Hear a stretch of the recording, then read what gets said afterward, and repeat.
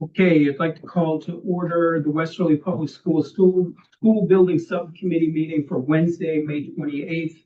The time is 6:03. Members present are Chris Duhamel, Dan Lathrop, Michael Ober, Audrey Fober, Chris Levin, McKinnon, and myself, Justin Hopkins. We also have representatives from Downs Construction and NCA and DBVW here. The first order of business is approval of meeting minutes. So you should have all received in your meeting invitation the minutes from the May 14th meeting. If there are no modifications to these minutes, we'll entertain a motion to approve. So moved. Second. Okay, any further discussion? Hearing none, all those in favor? Aye. Any opposed? None. Next item on the agenda is public comment. We have no members of the public in attendance this evening, so we'll go to approval of invoices. So Deb, I believe there was one from Brewster Thornton one from Brewster Thornton. And for $13,261. And that was for their efforts to respond to the RIDE comments on the stage 2 submittal. so is this basically does this complete their contractual work or? It should, yes. Okay, all right. So are there any questions for Deb regarding this? We can provide an update on, there is a RIDE Council on Elementary and Secondary Education this evening that is going to, Westerly is one of 2 districts that will be receiving funding authorization tonight based on our stage 2 application. So there's a little bit of, it's lower than what we asked for, but it was more about RIDE understanding it's $20 million in approved projects, totally 20% or $20 million, of which we'll receive our minimum 35% reimbursement for that. So what I'm kind of bearing or spoiling the probably one of your agenda items, but I'm sure everybody would like to hear this. So what RIDE had done was look at what our funding has been in the past or our capability of providing capital improvements and basically prorated our request down to what they felt was a manageable number within a 5-year span. So $20 million over 5 years is still probably more than the town is willing to bite off.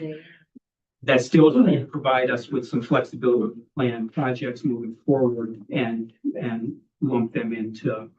So this is money well spent, I guess is the reason. Motion to approve the invoice. Okay. Okay. All those in favor? Aye. Any opposed? None. And they actually came under $54,000 under their original contract amount, so. That's great. Good job. So understanding that we will lose a quorum in about 45 minutes, what I'll ask is under the owner's project manager architect update, if you think we can get through everything that requires a vote, I know there's some change orders that we need to look at, but would like to get any formal votes from this committee done in that time. Okay. I got 2 slides, so Yes. it's not Correct. counting the table. And then we'll get done there. We'll do our change orders. It's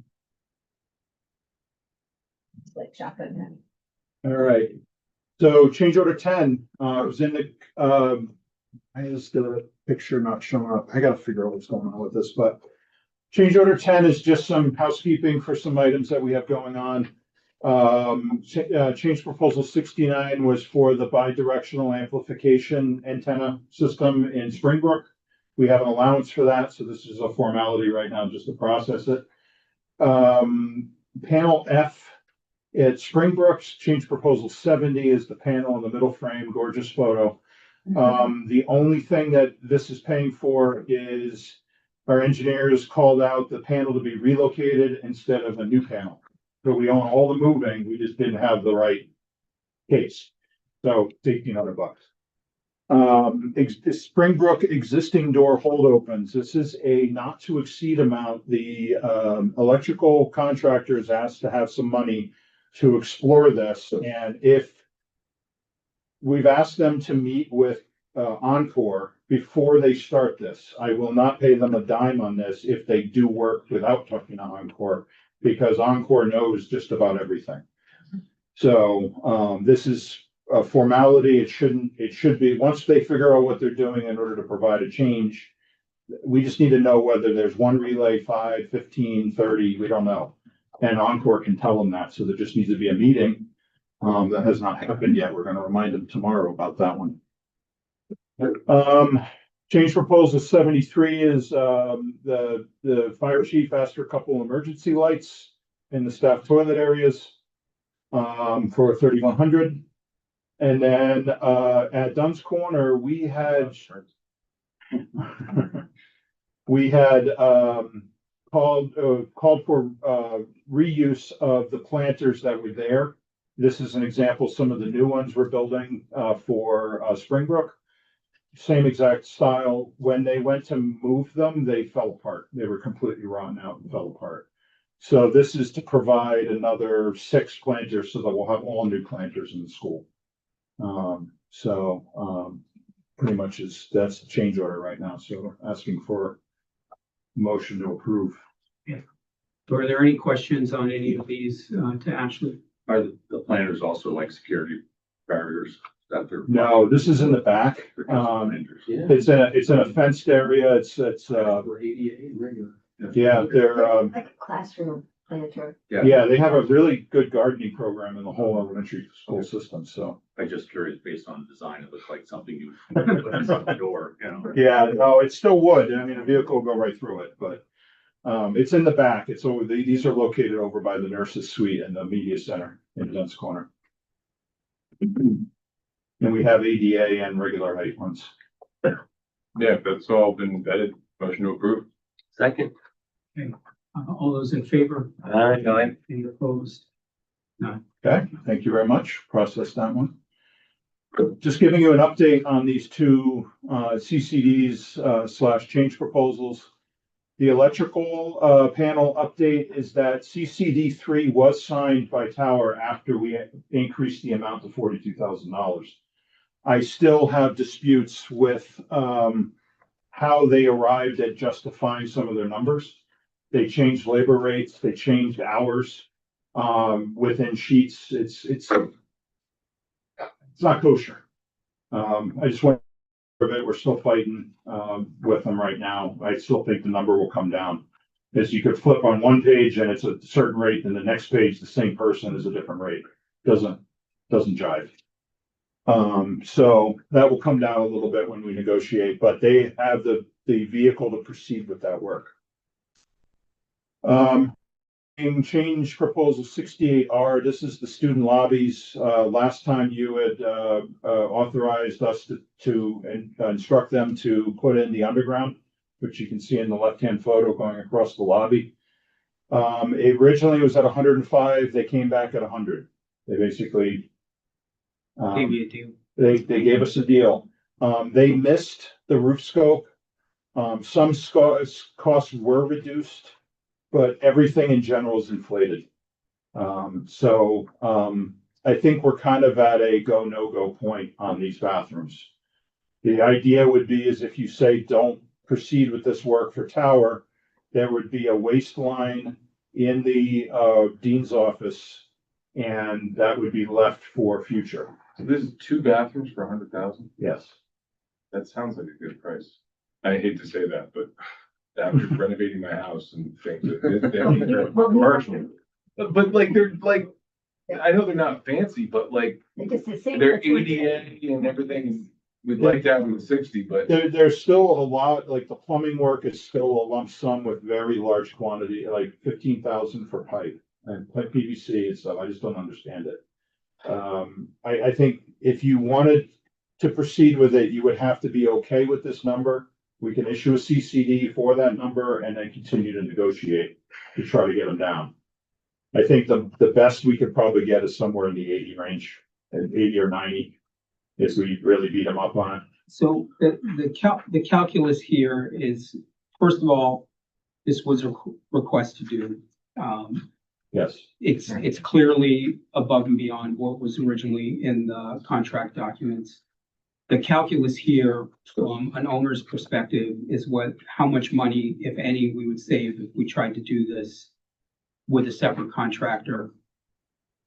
Understanding that we would need to, or our own forces, which I don't think that we would do. We wouldn't want to burden the district with this. And I guess I would, how much we may get to the end of it and, you know, we're paying for somebody else's mobilization, somebody else's time and Yes. project management. Overhead, profit, general conditions, all that, yeah. So, You're right. so I don't know how much we would actually see. I agree this seems inflated. Yeah. It's obviously, Yes. is. However, we're kind of in a position here where it's work that we want to be done, needs to be done from an operational perspective, according to the district. Yes. And I just don't, it's a roll of the dice if we would pay more or less, doing it outside of this contract. So at this point, I guess the question is, you know, understanding where we are in our project contingency. That's what I want to know. What risks are out there on this project? And I mean, my impression is that we have the funds to support this, but, you know, obviously the question is, you know, what else is out there? What else is a risk to the project contingency? And is there any mechanism that we can get this, you know, down in the range? I think, if you are willing to accept $101,000, I can issue a CCD, get them to work on it. And I can continue to negotiate the way I am with the electric panels. I don't think I'm gonna be able to get it down to the original amount by any stretch, but even 5 or 10 would be acceptable to me at this point. Deb, you want to speak to the Absolutely. But right now, our overall, because that really what it comes down to, we've got breakouts for school and then we've got our surplus, but overall, our surplus and contingencies equals out to $2,011,954. Does that Basically, include all of the change? Does that include all of the change orders that we're No, reviewing that tonight? only includes what's been approved to date. So we had 13.5 today. And we have a few coming from State The Street. number right? below, we're at like 1,999. Yeah, I'm not sure what State Street has, but I know we some exposure out there. I could try to start putting some numbers to that stuff. I went through my PR log and there's some proposal requests that are pretty far back that have not been addressed yet. I just think they lost track. So we're gonna bring that up to them tomorrow. Now, if we were to hold off, would we in, how long are we talking about? A month, 6 months, a year? It's its own thing, Yeah. which takes on a life of its own. Yeah, I mean, that's my concern. It takes out a life of its own, and we could end up spending as much or more, depending on, you know, a lot of things that are out of control. So, I was thinking about it, what if this wasn't, if they couldn't complete, they haven't said that they can't complete this work by August 22nd, no. I was thinking, what if they don't get it done in time and they need a couple more weeks of nights to get it done? The solution would be, unfortunately, would be an operations thing. You would need a teacher to kind of escort the young kids, the kindergartners, the first grades, from the cafeteria to the bathroom so they don't get lost. But, so that would be a burden on the teachers or staff to do that. But it is possible but that would be what would happen if you didn't do this now and you waited 6 months or a year or whatever it is.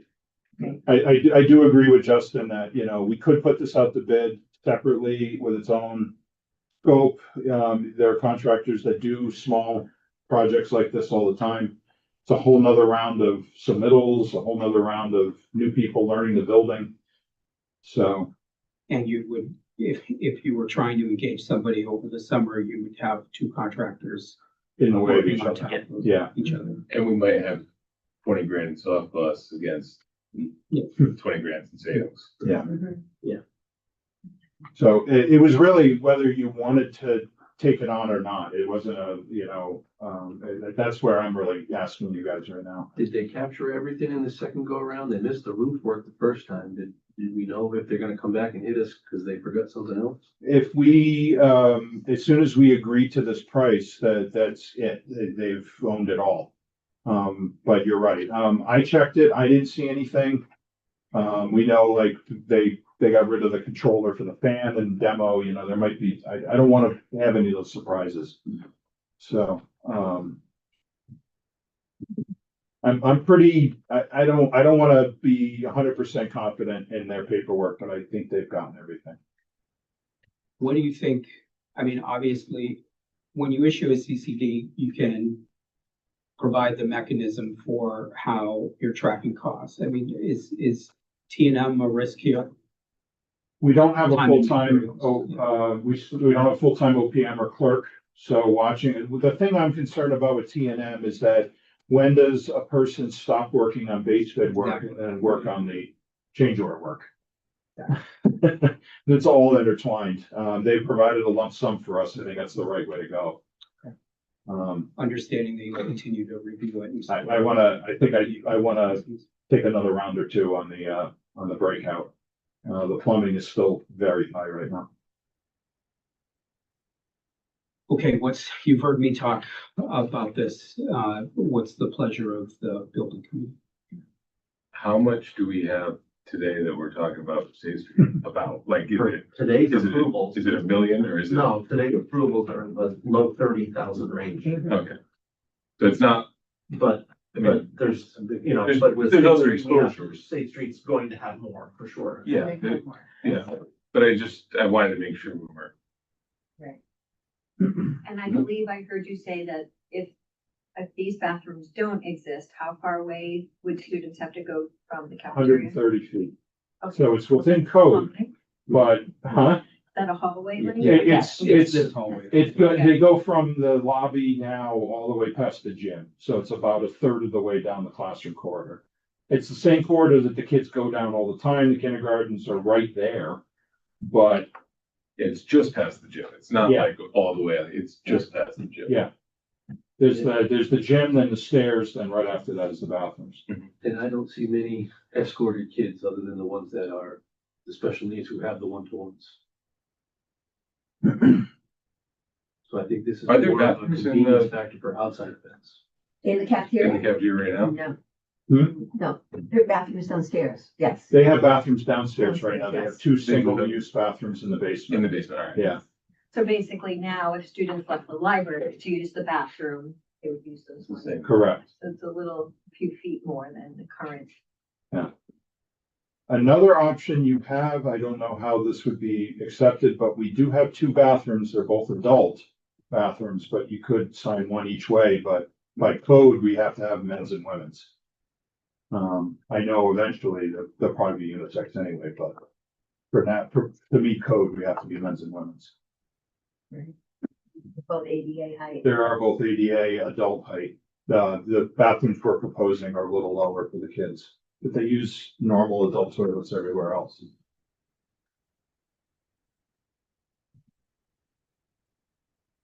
Let's go for it. I think that the risk that we have of deferring this, I mean, you're absolutely right, trying to get a bid out, you're talking, it's not, probably not saying anything Yeah, that it's gonna take anybody 46 is, weeks to get a bid out. anybody doesn't know, but it's not exactly, easy to get a bid out in this town. So, And this time too, I mean, everyone's got their summer work lined up already. And the professional hours and everything, I think this is probably the way to go, is my vote. Yeah, I agree. I mean, the only upside is you may save $10,000 or $20,000, but that's not even certain. It's not certain. Yeah. I mean, they could dig their heels in and Yeah. say, this is the price, and we might just have to say, okay. Yeah. But, we're gonna at least try. Yeah, where we can see where there'll be actual problems if we don't like this. Yeah. I don't think, give them a win on this. Okay, so I think you're looking for a formal motion to, a not to exceed number of $100,843. I would just do it at 101. It's just easier to say that, and then I'll issue a CCD at the end of the week. So I'll make a motion to, approve change proposal 68R. Second. All those in favor? Aye. Any opposed? Okay, thank you. Thank you, Ashley. Yep. Yeah, is there anything else from me? Right. No? No? I don't think so. Well, hold. Thank you very much. Thanks. I have to be back at Springbrook at 8 a.m. So. Okay, great. All right, next. Sure, we'll keep rolling here. Absolutely. And before we start, we're gonna go over more or less, three different things. We'll do a very brief overview of progress on State Street Elementary School project. We'll talk about some of the proposed changes, starting with the clock, because we need to follow up with what we talked about at the clock, a couple meetings ago. And then we'll do, Jeanette O'Connell from TSKP Studios here to present, the work on the, progress on the interior finishes that have been reviewed and discussed thus far, just to share with you. So overall, current progress, I can take this if you want. Current progress as of May 28th, you can see we're more or less about a year to completion. We're currently on schedule. O&G has promised to do an update to their critical path method schedule that is within about a week or two. I think they said that was coming out. So we'll just get a better sense of where, how everything moves forward from now till basically almost 1 year from now is substantial completion anticipated. So. All right, so again, just to refamiliarize yourselves with the site, the new building behind the existing, you can now see quite readily how the form it's taking. Some large roof forms, the highest peak over the gym. You can see that basically from the west part of the site, looking towards the east. A little bit closer up, you get a sense of kind of how the steel. We have all this steel framing, but we also have the light gauge metal framing coming together. Really a delicate balance. A lot of people have asked why both, but it was all part of the cost estimating process to get the cost down, and that played out during the bid. So it was I think it's very good to see it all come out where it did. The light gauge trusses that have gone up over the gym and over some of the second story spaces, I think are just incredible. They're about 2 feet apart. They're going together in 4 different sections. So you see progress kind of coming at you in pieces, and then everything gets put into place 5 trusses deep as a unit within those groupings. So it's pretty interesting to see it all coming together. They are getting some, roofing on the initial plywood sheathing is starting to go on over the gym as well. You're seeing a lot more of the purple board going on the exterior of the building. So to the clock. We had a couple meetings ago, I think, we had talked that there were a series of questions about the clock face for the tower element over the entrance. We got responses from Verdin, the clock manufacturer. Adjustments, if any adjustments are needed, they're made at the Carillon, which is remote from the clock face. There's nothing you'd ever have to do to adjust the dials up top. It is all done remotely. Eastern Daylight Time to Eastern Standard Time, that changes automatic. It's all built into the system. There is a battery backup, and that has automatic reset, so that once it switches over to battery, it starts picking up with the actual time. There was a question whether or not the actual clock face is illuminated. It is not. So it's you see in daytime. Some places have uplit their clocks, but there's nothing in the provision for that. And then there is with the clock comes the 3-year warranty, which includes a maintenance plan for those same 3 years. So that's included in the process for the clock, for the procurement of it. Is there, and I'm sorry to add this on, Is there a price just to extend that maintenance plan now? That could be, yeah, there could be a request to find out what that is. Yeah, we could. It's like $200 a year to, you know, something like that, you know, put it on. I don't know, it might be worth. I don't think it's needed, but. So to Audrey's question before, power outage. It's a remote control, that allows you to reset it if there's an extended power outage and the battery backup. Right. So. Well, if the battery backup goes down, yeah, then you would still have the opportunity to reset it after either the battery's restored or permanent power is restored. You do not have to go up to the clock face to adjust anything. Just so, I'm sorry, Jeff. Yeah, good. I'm glad that you bring this. Is there a choice of backgrounds? I believe with this version, so the idea here was to change the clock from the Series 1, which we were looking at, like the Series 1 would have had a lot of, the operator would have actually been up behind the clock face with the Series 1. By switching everything to only the clock face with Series 2, I believe this is the white clock face, and these are the black numeric indicators, the ring and the hands. So I think it's all black and white. Okay. So that changed. So this is one of the PCOs for review and approval. That PCO comes to $1,155 to switch.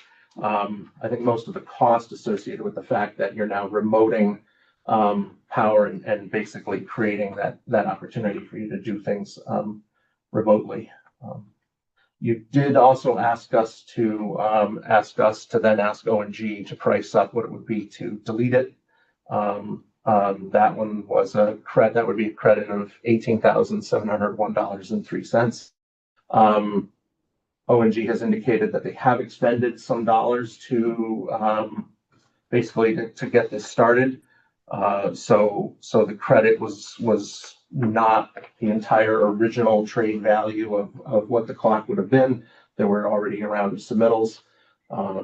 So that's what we're looking for here. I think for the value at this point to change to the Type 2 clock, Series 2 clock, and provide a really strong image for the tower element on day one of the school, I think is a pretty good number to look at there. And So again, effectively, this is a $20,000 clock. you could say it's more than that. Do you have one in your back? Yeah. Yeah, this is one of those where the design intent is always shown a clock there. I think Really have, in my opinion, we bought a clock. We've made some revisions to kind of get over the hump of operations for it. We don't really have a solution for it. We don't have the clock there, what goes in its place.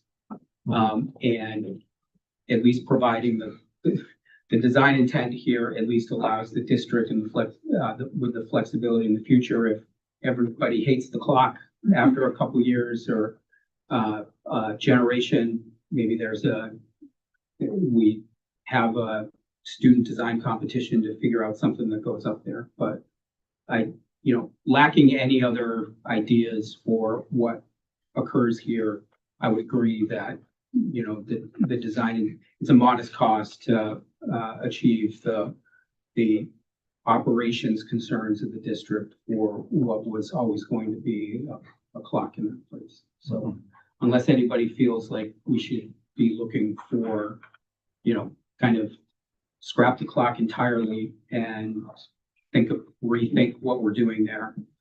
What is a bulldog, right? Well, it's a shark at State Street. Yeah. we got an answer. They honest, dirty, responsible, and kind. Wow. And Not for $20,000. Not you're kidding, yeah.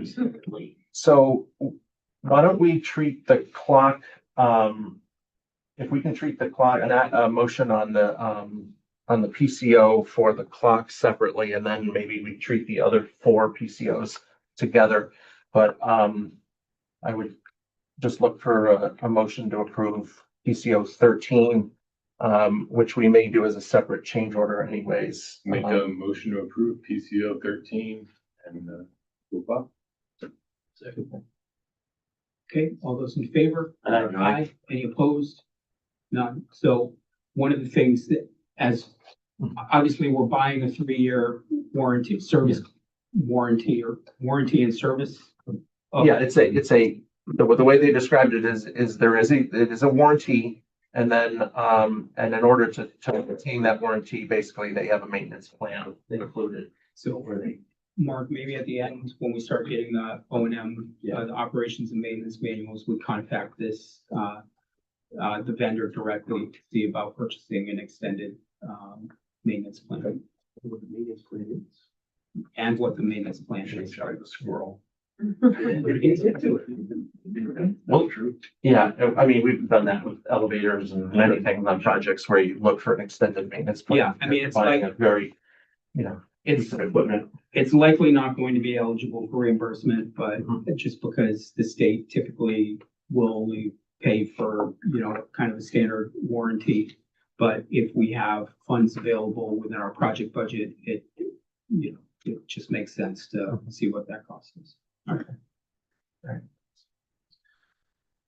And then, so the next 4, basically, we'll group these together as 4. They're gonna be PCOs 7, 9, 11, and 14. I apologize, I didn't have a cover slide for all 4, but I'll go through them one by one.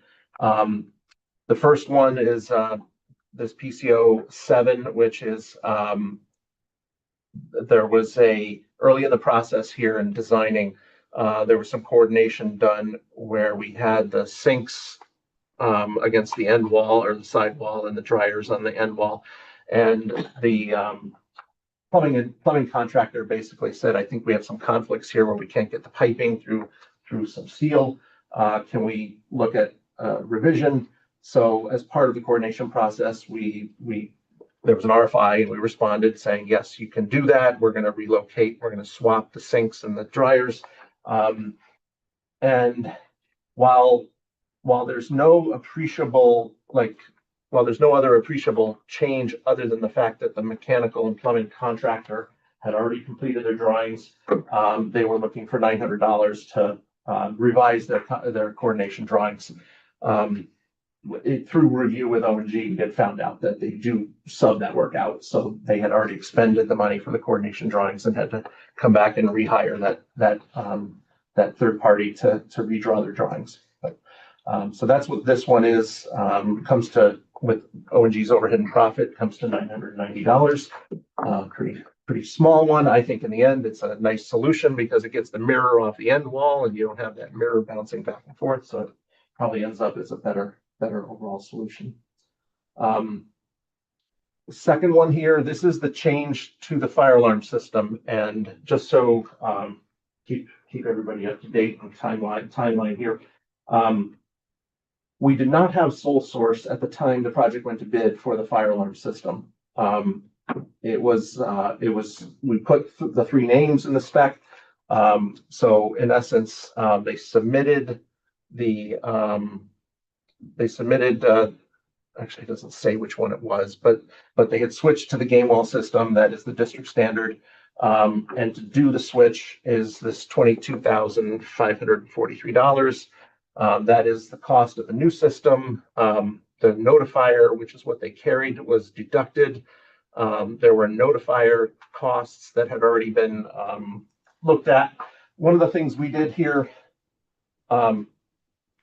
O&G could have just said, here's your credit back for notifier as a delta. But because they did it this way, we jumped all over them for that $4,992 and asked them to justify it further.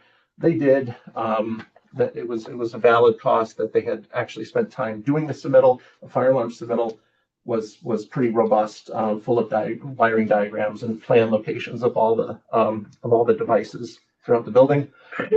Then the electrical contractor had costs associated with that and having to re-procure the electrical system, the fire alarm system. We did review this one with them, and they did lower their hours on it. Then you have their overhead and profit and bonding. So their subcontractor number came to 20,494. O&G's overhead and profit 2,049. So that's where we get the 22,543 for that. Again, this is PCO 9. PCO 11. This was, I think, as you saw for the other schools, from some fire marshal or fire chief review. These were done early in the design process. Just took a while for the pricing to catch up, I think. This was for adding an exit sign, revising some of the lighting to basically be on the emergency power circuit, just more lights to be on emergency power circuits. There was a credit for some duct smoke detectors. But overall, we looked at this. We actually considered taking the exit sign out of attic stock or some of the product stock that would have been owed to the project anyways. At this time, after reviewing with Mark, we just seemed appropriate to save that stock in case we need it at the very end and do the revision as indicated here based upon the subcontractor pricing. So that was for the light fixture changes and cost there. That's total $3,668.50. And then PCO 14, this was for, this one resulted from the Governor's Commission on Disabilities, the request to have a third sink in the nurses area. We have one in the exam room, one in the bathroom, and then have one right in the area where the cots are and the privacy curtains. But basically that meant revising the millwork, providing water and power to the sink. This one we've reviewed it with O&G a handful of times. They've said the only cost is electrical. I don't know, $3,098.70. They've confirmed that 3 times over for us. that they felt that we were owed a sink anyways here. Because this is the first proposal request, this may have come right at the very end of like the addenda period. So all I can think of is that maybe some trades carried it and some didn't, but because it's our first proposal request, O&G has come back with the price for just the electrical to the sink. So those are the 4 we're looking for action on: PCOs 7, 9, 11, and 14.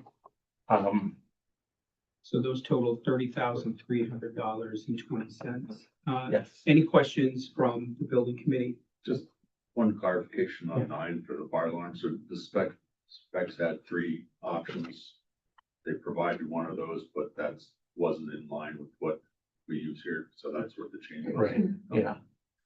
So, and we didn't, to my knowledge, we didn't entertain any sole source or proprietary specifications. Not for fire alarm. There were a few, I have to go back and look, but there were some security device elements, some security system elements that were sole source, but not fire alarm. Conventionally, when you put something out for public bid, you can either do a basis of design and accept any equal, and the onus is on the subcontractor to provide the comparable product, or you list 3 manufacturers or products, and the contractor can shop any one of those 3 that you listed. You're not compelled to do one over the other unless you have a sole source. Fire alarm is always one of, I'm sure Chris knows, fire alarm is always one of those tricky ones where if you go with a sole source, you're not always getting the most competitive bid anyway on that. So I'm not sure that we probably would have seen this number if we what is it, game well? If we had specified it as a sole source, we probably would have seen this number on bid day as part of the overall package. Trust me, I've been in, I've had some bids where we've specified sole source and then didn't like the number and rebid it with competitive ones, and suddenly it's down where you expect it to be, but I think it's just one of those, one of those ones. Right, we did have the same issue in the other schools. And we actually paid more for a change in the other schools, so. One other thing to point out on PCOs 11 and 14, if I remember correctly, there is a line item, not that there's an extra 100,000 sitting somewhere, but there is a line item in the owner's contingency for changes like this that came out of the fire chief's review and the governor's commission on disabilities, because of the fact that we were pushing to bid so quickly and we knew there were going to be comments. Comments were streaming in from various sources as we were going out to bid and even as we were doing addenda. So these two, 11 and 14, are part of that, would be, Right. at least allocated against that part of the owner's contingency. And it sounds like 11 and 14 are state level that we have to do, and the last one's the fire system, which we need. So I don't think All right, so you're looking for a formal motion to approve PCO 7, 9, 11, and 14 in the amount of $30,300.20. Yeah. Second. Okay, all those in favor? Those will be part of our next change order. So unlike Ashley, who numbers his change orders first, we can do that if you feel like that's appropriate. But for now, because our next change order will probably be just the clock, and then those 4 PCOs will be the next change order after that. So at this, I know we have some finishes to go over, and we're gonna lose Chris in a few minutes. Are there any other formal motions that we need to make tonight? I have no others. Yourself? Okay.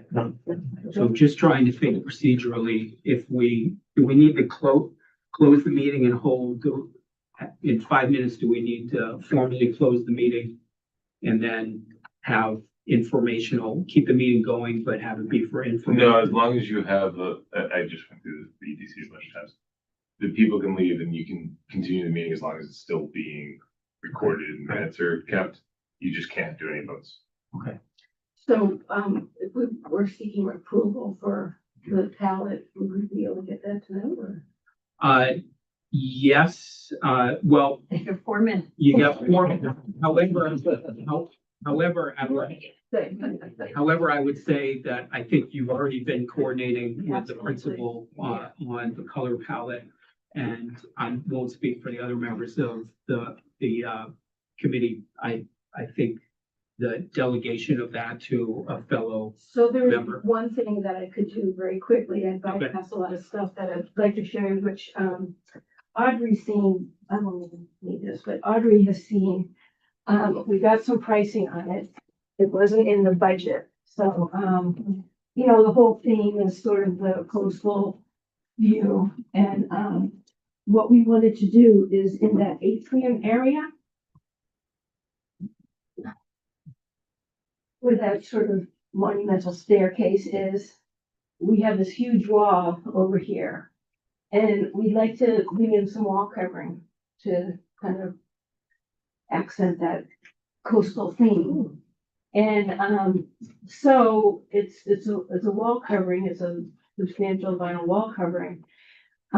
We asked O&G to give us some pricing so we can present it to you, but what they gave us was not itemized. I got information from the reps that the actual wall covering is about 4,000, but O&G gave us a price of like 13,400, but it's not itemized. So we're kind of wondering why it's maybe that much. So Yeah, that so was that's the still a only thing. review.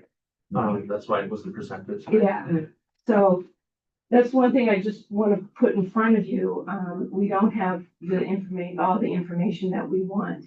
But I wanted to be able to have you look at what we're talking about, and then maybe we can correspond on this and see. But this is kind of the only thing that I'm not sure the committee had seen. I know Artie had seen it.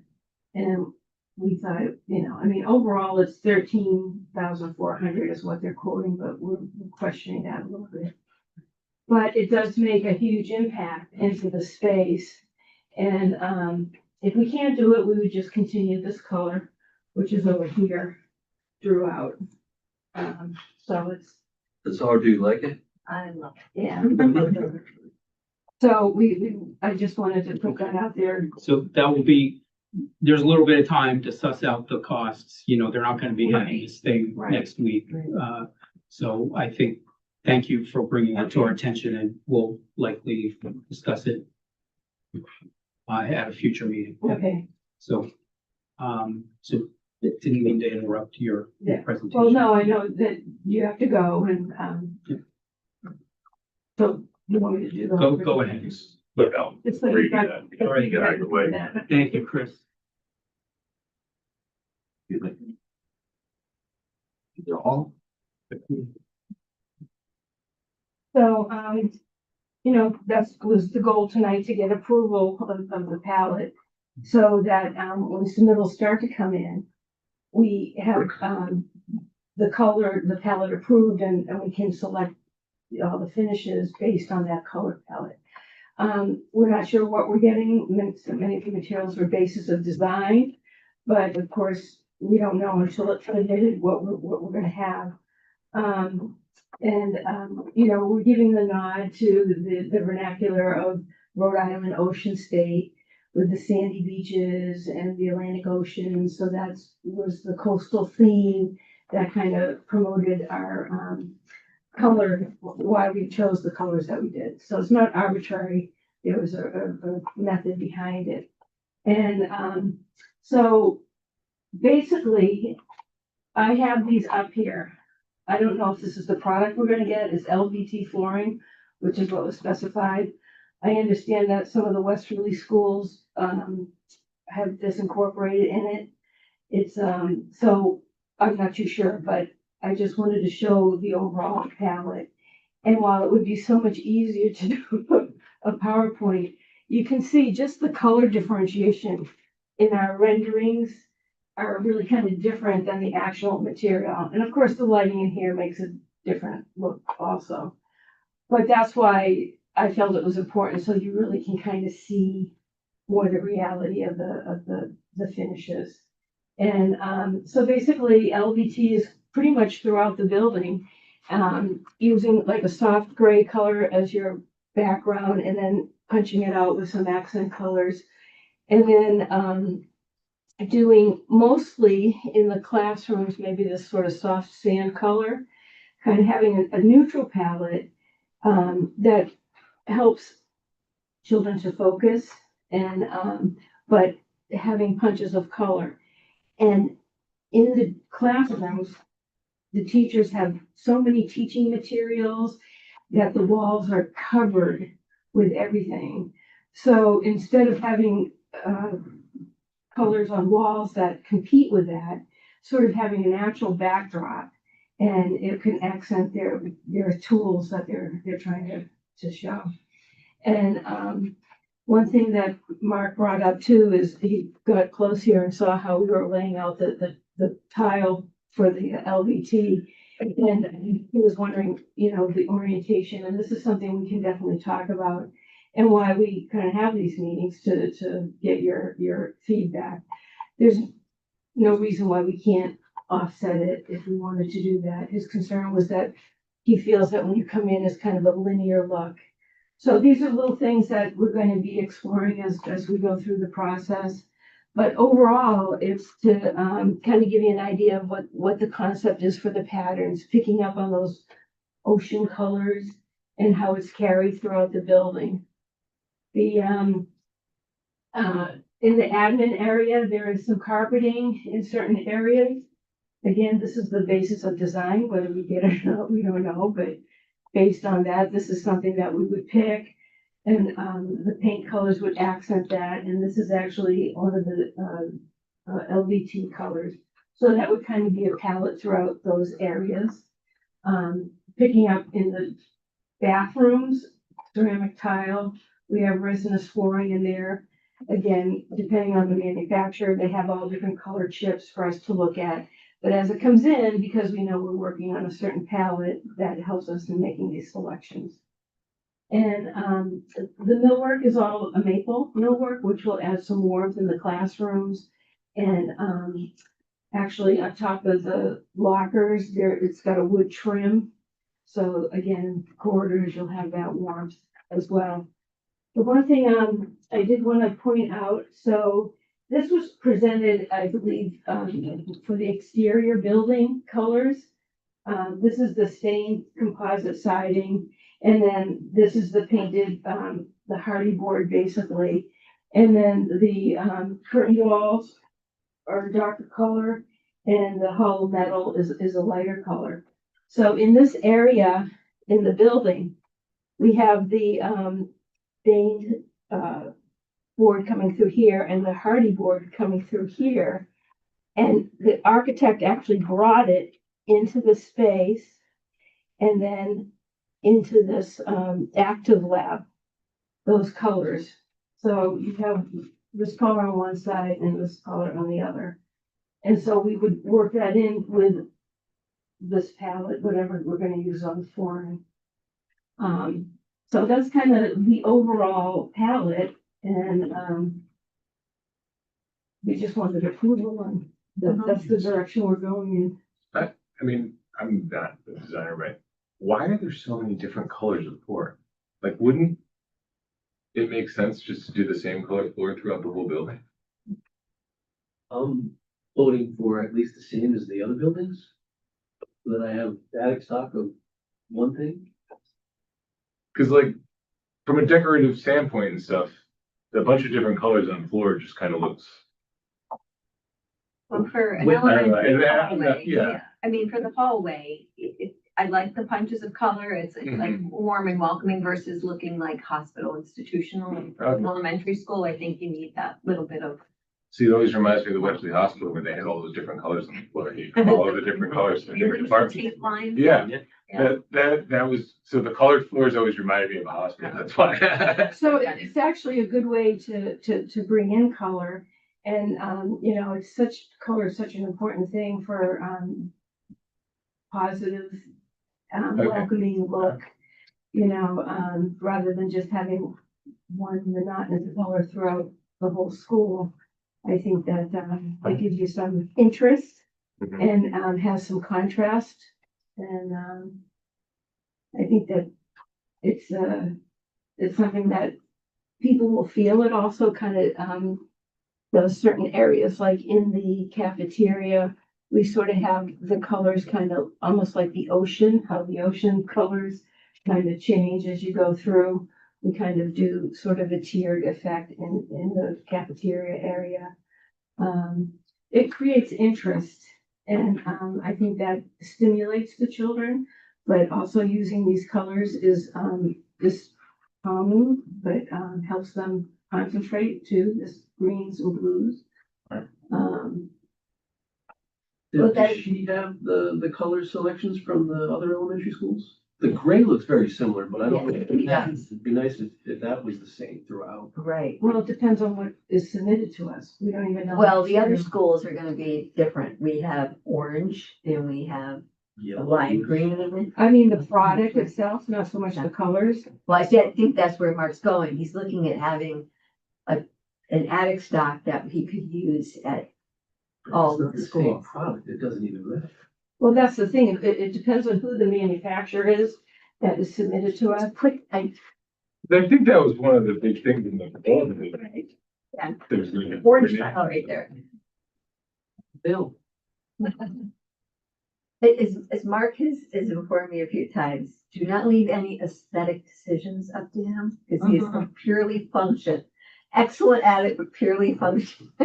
So there, in the specs, there's the attic stock percentage for everything, For every item, for every color. Okay. Yeah. So depending on the quantity of that color that's being used throughout the building, you have, I think it's 5% of that quantity as attic stuff. I think I've got a storage space in there somewhere for it all. Yeah, I mean, if it's a matter of, in a grand scheme of a $26.5 million construction project, flooring, where we made a lot of concessions in order to get the project into our budget, this is one of the cheapest ways to provide some interest or some excitement or some variation. Mhm. So, if, and I say that knowing that a lot of your work is flooring replacement, on an annual basis. But in the overall scope of everything that we could do with the project, my opinion is this is a pretty, this is an area that, it's gonna cost, the flooring is gonna cost the same. So why not use it as an opportunity to inject some color and some life into the building? That's an architect opinion, it's not a maintenance person's opinion. You can Yeah. see that in the other schools. Yeah. There's very valid. I'm just trying to Right. match and Yeah. try to limit the number of paints and floors that I have to keep in stock. Do you recall what the warranty is, the manufacturer's warranty is on this flooring? This is a Mannington product. I think it's called, Color, Scope or something. It's probably 15 or 20 years. Like you'll be retired in the Bahamas by then. Right. He'll be on a beach somewhere. So wait, we have to have a little difference in different schools for the kids. Again, I'm not the aesthetics, that's fine. I'd like the products to be the same. Yeah, well, that's what, we were told that, and we put this in as a basis of design, but again, we haven't gotten the submittals. But, I did want to show you that this obviously looks that this is nice to have a PowerPoint because, it's easier, but it doesn't show the actual, everybody's screen reads things differently. So this makes it kind of look different than what this actual material is. That's why I wanted to do it, have the actual samples here for you to look at. Yeah, I think the key from a material standpoint is that we're trying to get away from having to wax. Yes, this is gonna solve that problem, for sure. The carpets are squares. I think they are, yep. They're tile, the carpet tile. I think they're squares. So once you get the actual products in, you'll be able to fine tune. Absolutely, yeah. Okay. Because it's all based sort of on this color range. And, so when the materials come in, we can look at it and, maybe if something's really off, we can say, this is the basis of design but we do look at colors. And also when we do furniture, I think you had a question about furniture for somebody, but, when we settle it on the palette and then we start in on the furniture, our selections are based sort of on that overall palette, so we have a cohesive feel throughout the building. So what is our timeline on the furniture selection? Well, we've got a year, I believe, is before it's installed. Oh, I gotta go out to bid this fall. In order to make sure we're getting our furniture, so we need to have our furniture selected by this fall. Okay. Yeah, Yeah, we did not know that. yeah. So, okay. Yeah. I'm just wondering how that impacts your pricing because it extends it.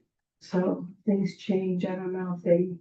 No, but everybody else is going out to bid in the spring as well, so we go out to bid in the fall, go through the whole bid process, and we get a purchase order out by, let's say, November, December, and then the orders go in, so then you make sure you're in line for the next spring for them to be manufactured and released, especially if there's anything custom coming into the school. because they'll be ready for delivery in June. I would advise you guys to, Yeah. have a meeting to understand what the deliverable process is here. Absolutely. For Just the to- furniture, yeah, we can talk about that. Mhm. But, usually we allow a 16-week lead time for furniture, so we base it out, going out to bid on that. That's too short. When COVID happened, then we went to 18 weeks and we're finding things are coming in. It was a little hard with library shelving, but now that's all, the steel hasn't been an issue. But, as we've always come in, matter of fact, the furniture's in and the buildings aren't ready. That's our biggest problem. You know, the construction, but, we want to work with what you're comfortable with, so. Yeah, Newport High School, I went out to bid in November, awarded the purchase order second week in December. And they will have all the furniture delivered and ready for July 7th. And not much earlier, so that's, I think the Well- timeline said April to June for furniture, originally when you put it up there. for I installation. mean, I think that's what that would have showed. I guess what's, Depends on when ONG's gonna update their schedule, so. I'm just saying, we certainly don't want to get into a position where we don't have our furniture, so. Talk to the vendors and understand what the lead times are. And I have a 90,000 square foot elementary school that furniture is going to be delivered July 1. We ordered it February 1. There are no issues with any of the Yeah, lead times. exactly. So Yeah. it's always best to be on the err on the side of caution. They certainly have their ready ship items. It just limits your selections. well, we want to work with what works for you, so that's what we'll do. Any other questions, any other discussions on this? I'm sorry, I didn't even ask your name. Jeanette. Jeanette O'Connell. Jeanette O'Connell, because I know Rose, who is going to watch this and put together the meeting minutes, is going to ask me that question. So.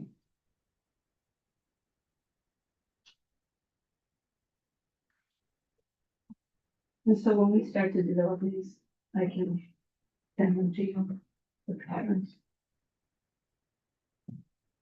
It'll be okay. I'll just make a- Facilities person. Okay, anything else for Jeanette? Right, thank you. I just said thank you. Oh, thank you.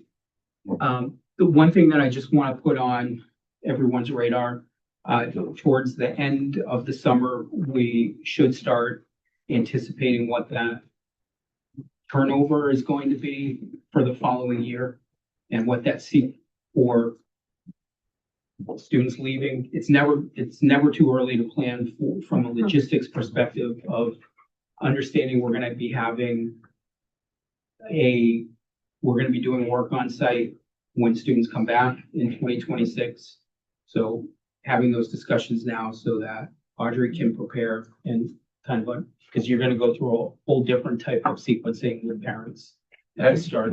Has the school, and I should know this, but I don't, has the school department decided next year's calendar yet? Yes,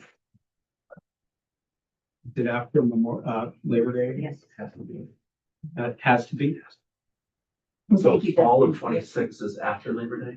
Yes. Okay. Yeah, no, we'll have some discussions about that, because ONG has started to Yes. really start to think long and hard about that. And what they might do is start presenting very specific questions to the design team and downs to start with. And then we will tweak and revise the phasing plan based upon what their specific questions are, so. Because one of the things that is out there that, as I understand, is carried in the project costs is an allowance for PCB remediation. And we don't know how involved that is going to be until we start tearing down the building. Right. And based on what we find, the building may come down faster than anticipated. But there may be some opportunity to improve that logistics plan. Mhm. Not gonna sit there. We're definitely not gonna have everything done by the start of school, just because you need to take the building down, then build all the subgrade and everything up and get the parking and plantings in, all that stuff. So that's likely going to extend into September, October, possibly Right. November. Yeah, the original phasing plan had phase two going, I think, from July to November of 26. Phase two, demo and site prep. And we're also going to need to have some sort of understanding of, there's likely gonna need time. We're gonna have to get into what a move management thing is. Plan is for teachers to pack up their classrooms. And I'm sure faculty is gonna wanna know what that means for them. And how everything's getting from point A to point B. Faster we can get out of State Street, the faster we can tear it down. Well, actually, those questions already came up today, and that's where we were going with the furniture, because we want to get our heads wrapped around what furniture actually needs to be saved and is gonna go over. Because obviously, it's not just elections for their furniture, it's also budget for, can we afford new? And so we'll figure out what's staying and what's getting culled. The process. Okay. Anything else under owner's project manager up or architect update? Okay. Good. Next item is capital projects update. I have, two things that we've been working on this summer, through grant funding. We are gonna try to, build a aviation simulation classroom in this building.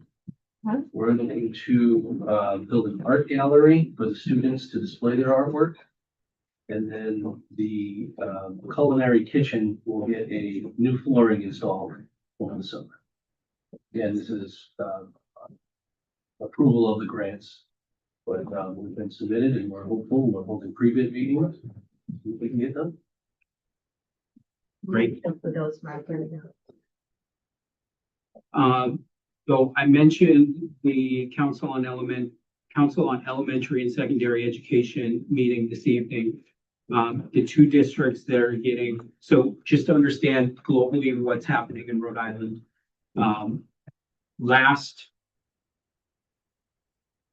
spring was kind of the last major, everybody was trying to get in under the belt of the additional reimbursement that was slated. There were sunset provisions for health and safety upgrades, curriculum upgrades, all those things.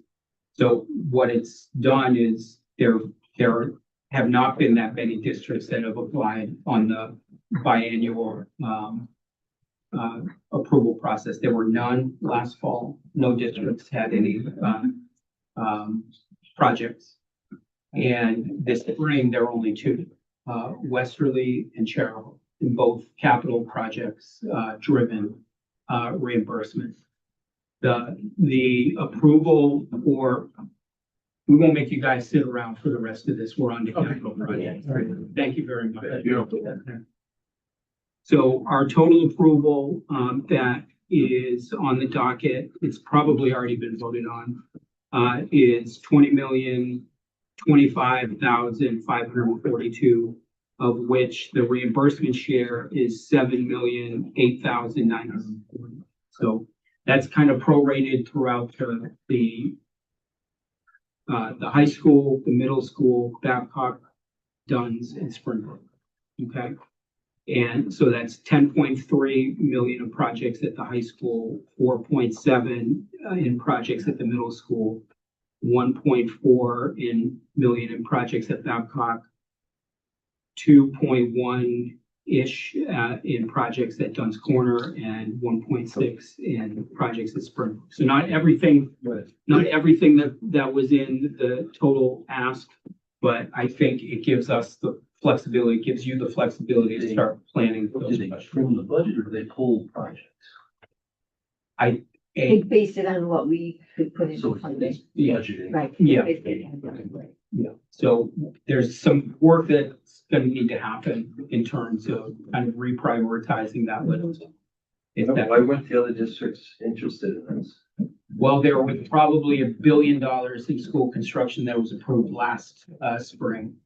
And there are a number of major projects that are throughout. I've heard anecdotally from the director at the school building authority that there's probably 10 to 11 that are going for a fall approval this year. So it's just, this is, everybody was ramping up to get that additional 20% reimbursement, that incentive reimbursement. And this is just a dip after. Everybody kind of threw everything at them during that period. And now we're going to start getting back up into the predictable manner of projects. If I may, Justin, we can adjust those allocations to school at Yes, some point too, as we go forward. So it's really the overall amount. But it was based on what we said we could afford, which is about 4 million per year based on the reimbursement from them. So it's pretty much in line. It's more reality driven. yeah, there's going to be work to do to get up to that. I agree. I think we're likely going to need to demonstrate some proficiency in getting that reimbursement so that we can make an argument that, hey, we're getting this right back. We're getting this right back within the calendar You're year. right, that really only cost you this, exactly. So just for a frame of reference, Charahoe's request was 15.1 million. But because they receive a higher reimbursement rate, their state share for reimbursement is 9.2 million.